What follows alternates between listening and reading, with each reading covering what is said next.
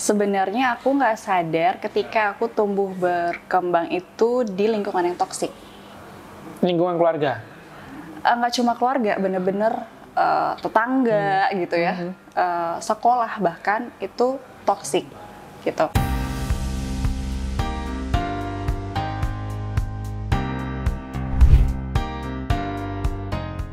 Kita sebagai manusia itu punya dua macam jenis kesehatan mungkin. Kalau misalnya kita sering banget, kalau kami di Pita Kuning itu biasanya memang berurusan dengan hal-hal yang berbau medis karena memang berurusan dengan kesehatan anak-anak pejuang kanker gitu. Jadi biasanya kami sering banget nih bersentuhan dengan sisi-sisi jasmani ketika memang si adik mungkin kehilangan rambut karena efek kemoterapi atau misalnya kegemukan gitu karena mungkin efek salah satu obat gitu. Tapi tidak terlepas itu saja bahwa Pita Kuning juga menyentuh ranah-ranah psikososial di mana memang berurusan dengan mental, berurusan dengan kondisi psikis baik itu si adik ataupun juga si keluarganya baik mama ataupun papanya. Nah, salah satunya memang adalah kondisi di mana kami pekerja-pekerja di Pita Kuning juga ternyata mentalnya harus dirawat gitu karena setiap hari berurusan dengan hal-hal yang cukup berat.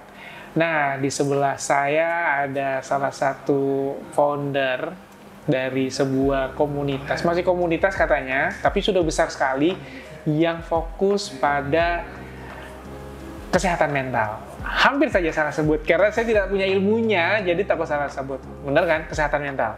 Iya benar. Tadi mau nyebut Mbak Ika, cuma ternyata seumuran adek gue. Jadi nggak enak sekarang. Apa kabar, Dek?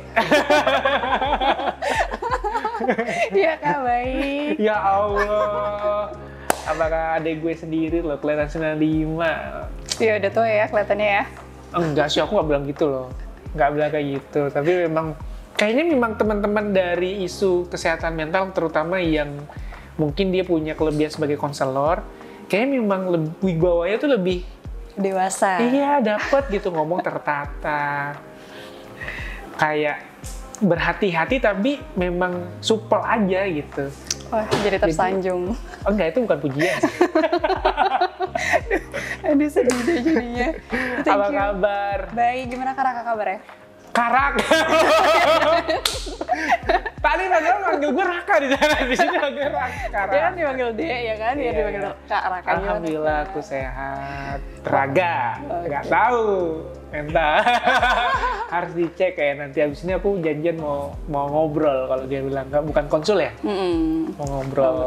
Makasih loh sebelumnya udah diundang nih loh, di kami yang terima kasih. Jadi buat teman-teman, kami masih di Bali ya.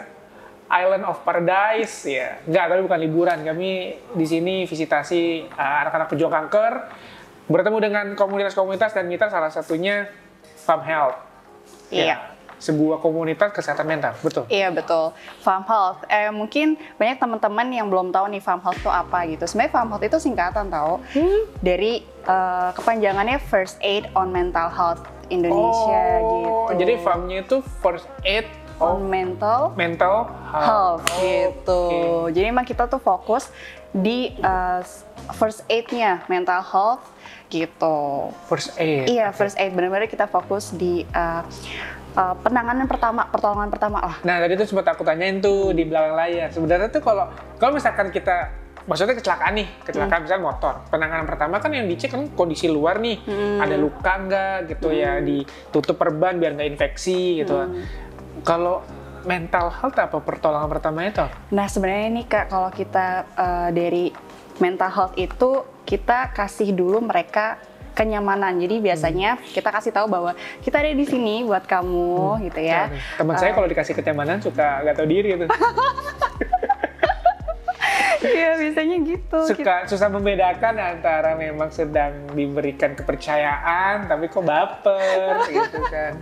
Terus setelah diberikan kepercayaan, iya kita kasih kita kasih tahu kalau kita ada di sini buat kamu gitu kan. Setelah itu biasanya kita lebih mengedepankan kepada mendengarkan gitu. Jadi kita dengerin apa yang mereka rasakan, keluh kesahnya seperti apa gitu kan. Karena biasanya nih teman-teman yang ngalamin mental health issue itu suka dapet judgment, ya kan, dapat stigma-stigma buruk dari orang luar sana, kayak misalnya kurang iman gitu kan, atau mungkin kurang sholat kayak gitu. Jadi kita mendengarkan mereka tanpa judgment gitu. Jadi mendengarkan itu adalah basic pertama kita gitu. Nah, terus kalau misalnya kita lihat nih gitu kan, sebagai pendengar, kalau kita juga bilangnya sebagai body listener ya, itu kalau tingkat mental illness-nya itu middle upper gitu ya, kalau misalnya contohnya misalnya udah self harm gitu ya, atau udah berkali-kali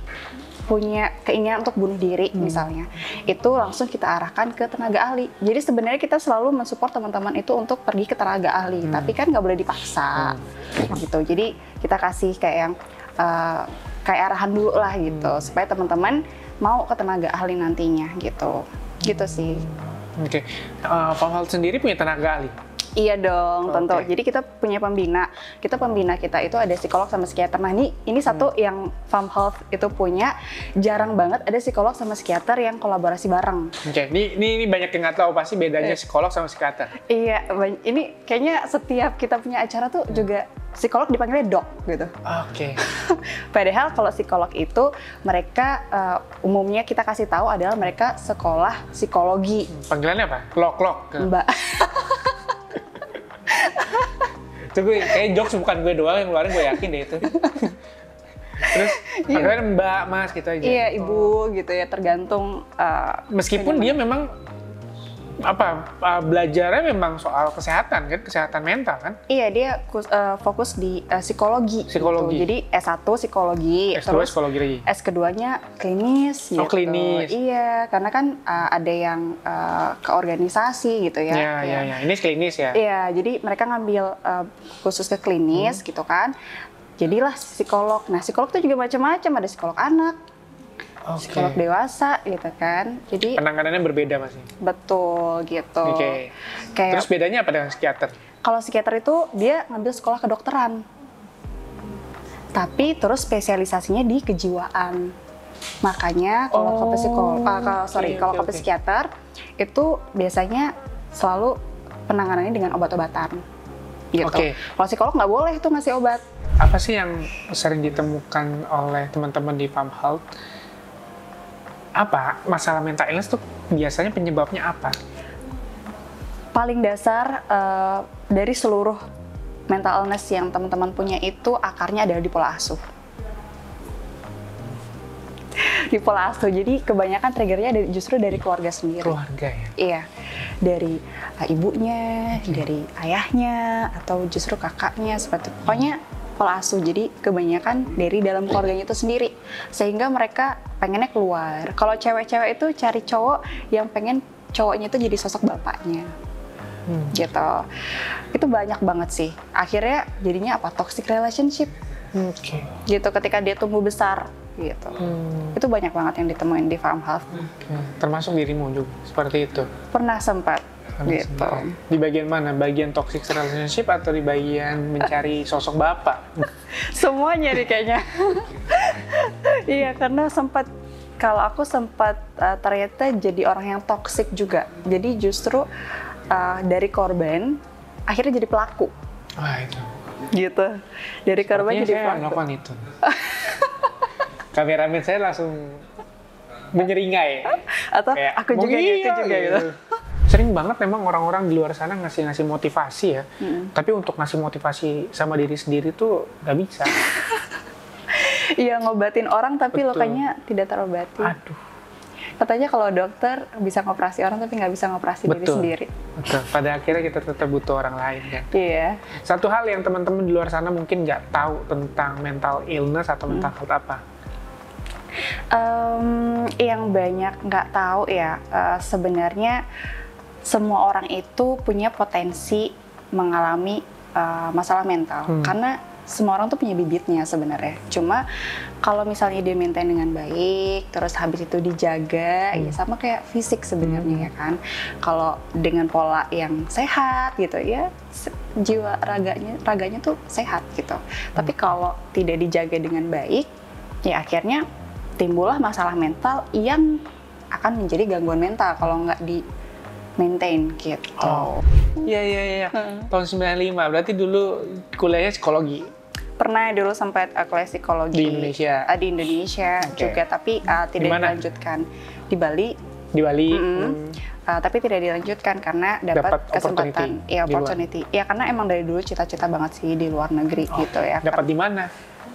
Di Prancis. Oh, di Prancis. Iya. Bisa menikmati nggak tuh?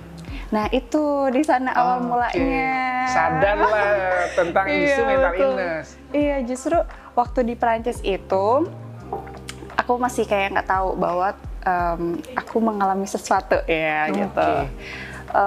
Dulu sih pernah sih kayak self diagnose waktu ngambil sekolah psikologi yang nggak dilanjutin itu, ngerasa kayaknya gue bipolar deh gitu dulu. Tapi masih self diagnose kan. Terus pas di luar itu aku malunya karena orang-orang di sana nggak punya mental illness tapi rajin ke psikolog. Dan aku malu akhirnya, kayaknya gue yang kenapa-napa kok nggak ke psikolog gitu ya, songong banget gitu kan. Terus akhirnya barulah ke psikolog dan di situ barulah ketahuan. Nah, berarti kehidupan di luar itu untuk apa? Awareness tentang mental illness bagus ya? Iya, bener banget. Itu psikolog sama psikiaternya, tatanannya, pemerintahnya ngarahinnya itu juga beda sih. Makanya itu yang menggerakkan aku juga pengen membantu teman-teman gitu ya tentang mental health di Indonesia karena melihat perbandingan itu gitu. Menarik. Bedanya ada berapa konselor di Amel? Untuk saat ini kita punya 15 dari seluruh timnya dari seluruh Indonesia. Oh, jadi bukan cuma di Bali? Iya, betul. Oke. Betul. Kita Di punya, mana aja? Kita dari Sabang, dari Aceh sampai sejauh ini Sulawesi, Sumba. Iya. Berarti Papua belum. bekerja atau berkomunikasi secara daring? Ya, yang daring ada, yang luring juga ada. Yang luring di Bali? Ya, yang luring di Bali. Oke, Gitu. terus untuk tenaga kesehatannya? Kalau di Bali kita lebih fokus kepada tenaga ahlinya. Nah, tenaga ahlinya Iya. ada berapa? Kalau tenaga ahli kita sekarang total ada 6 ya. 6 itu psikolog atau Campur. apa tadi? Psikiater. Psikiater, Iya. campur. Kita punya psikiater aja, kita punya cewek punya cowok. Oke. Gitu, karena ada kalau sama psikiater kan disebutnya pasien ya. Ada pasien yang lebih prefer sama psikiater cewek gitu. Iya, lagi-lagi ngomong Iya. preferensi ya. Iya, karena biasanya triggernya di situ gitu. Dari mata dulu mereka biasanya. Dari mata mereka lihat trigger atau kecemasan yang mereka tuh justru dari mata dulu. Akhirnya memproses di otak kan gitu. Oke. Aku jadi penasaran sebenarnya, maksudnya biasanya ketika seseorang mendirikan sebuah aktivitas itu, dia tuh punya momen besar dalam hidupnya sehingga oke deh, kayaknya memang gue udah sembuh, gue udah bisa menyelesaikan masalah itu, tapi gue mau orang-orang yang dulu pernah seperti gue mau juga merasakan manfaat dan melihat farm health yang besar dan konsisten sampai sekarang. Sepertinya memang dirimu punya benar-benar awareness tentang isu mental health pastinya, tapi juga pasti punya latar belakang dong, momen kenapa gue bikin ini. Momen itu apa? Momen apa itu? Sebenarnya aku nggak sadar ketika aku tumbuh berkembang itu di lingkungan yang toksik. Lingkungan keluarga?